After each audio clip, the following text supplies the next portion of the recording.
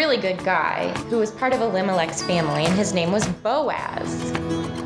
No, we're not naming their next child Boaz. Ruth knew that she would have to find a way to provide for her and Naomi. So she asked Naomi if she could go gleaning, which means picking up the barley in the fields. Now, barley is a grain, and it grows on a stalk. And it does, when they would cut it, not all of it would get in the bunch. And so they allowed, actually it was a custom of the land to leave parts of the field available so that people who needed the food could come by and pick it up for their own use so they could be fed. So Naomi, knowing that it was a custom and knowing that they needed food, told Ruth, go ahead, why don't you try and find a field? And she found a field and she started to work in it, and there was other laborers in the same boat doing the same thing. And along came the owner, and this is where Boaz enters. It just so happened that it was Boaz's field, and Boaz so happened to come and greet his servants working in the field. When he saw Ruth, he asked his servant, "Who is that woman?" And the servant replied that she was a foreigner, but that she was connected to Naomi as Ruth's daughter-in-law.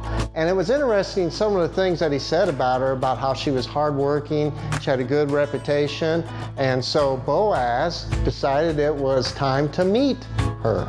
Boaz came to Ruth and talked to her, knowing all that she had done for Naomi and that she had moved all the way from Moab, and he commended her for those things. And on top of that, he said, don't go anywhere else. I want you to be able to stay in my field for the whole harvest. Not only that, you'll have protection. You'll be safe here. And whenever you need water, don't worry. You can drink from the water that my servants have drawn from the well. All that Boaz offered her was vital. You might not understand, but the culture of that day, there were a lot of things that were not healthy that could have happened to Ruth, let alone she didn't have to go to the well to draw the water for her drink. She literally got to drink from already drawn water. It's just things like that that Boaz said, you are kind, you work hard, I'm going to take care of you. Boaz went above and beyond, and Ruth acknowledged it. She was so thankful. She fell at his feet with gratitude, but then asked, why? Why would you extend all of this abundance to me when I'm just a foreigner? And he said, because you're taking care of Naomi. And because of that, I won't take care of you. And it just kind of started to flow from there, you might say, as she went home with all this. She gathered about 30 to 50 pounds. Now carrying that, let alone gathering it. And she brought it home to Naomi, who was ecstatic. Well, not only did she get 30 to 50 pounds, there was a time in there where it was time to eat. And Boaz even said, Ruth, come on over here and eat with our servants. And didn't he also tell his servants to make sure that they kind of maybe make sure there's plenty for her to pick up? You can see he had his eye on Ruth. Naomi was ecstatic. Yes. She was so amazed at how much Ruth had brought home. She realized that whoever had given her this was very gracious. So she asked, who in the world gave you this? Whose field did you work in? And Ruth said, well, his name is Boaz. And a light bulb went on in Naomi's mind. Naomi then relayed to Ruth, he is a relative of mine. And she encouraged Ruth, knowing Boaz's character, that she would be safe, to keep working there, to keep being diligent, and she knew that they would be taken care of.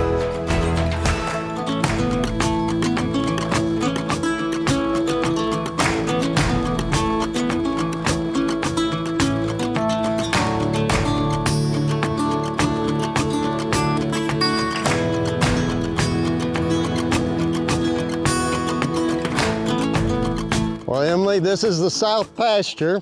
We got the north pasture on the other side of the highway, and it literally splits the farm in half.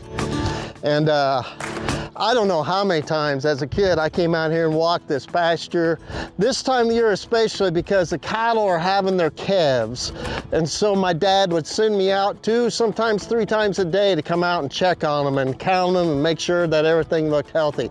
And I think there was a few springs. You did the same thing. I think so. We're talking about working hard. What better place than on the farm to talk about working hard? Ruth worked really hard. She had an incredible work ethic, and Boaz recognized it, and he blessed her for it.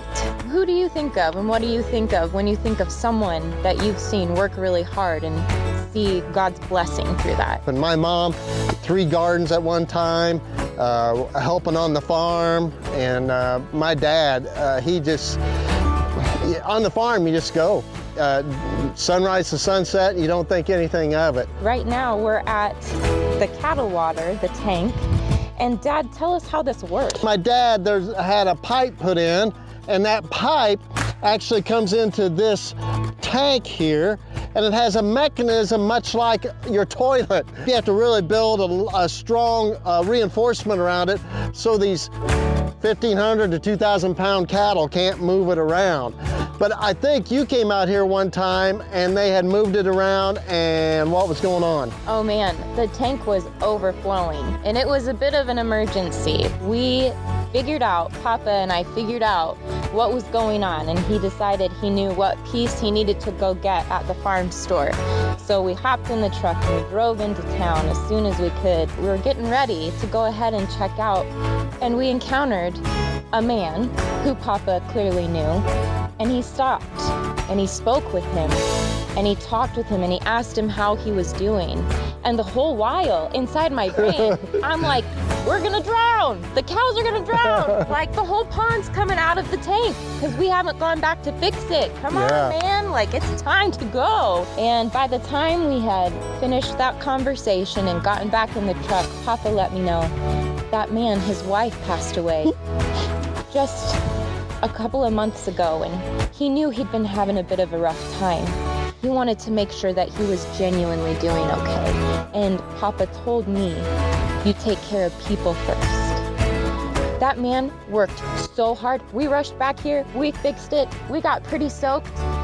But the best lesson I learned out of that wasn't how to fix a cattle tank. It was how to work hard and bless people, even if that meant something not physical. He didn't give him food, like Boaz gave Ruth. That was very meaningful for their context. Yeah. But he gave him time and genuine attention and care. He just cared. It paid off for Ruth. She worked hard, and look what happened. Boaz, the Redeemer, rewarded her for it. And you want to know something? It was someone above them that put all those pieces together. That's right. They had to trust in God, His timing, and the fact that He would take care of everything that they needed, even when they didn't know exactly what they needed. When you take care of others, you will be taken care of.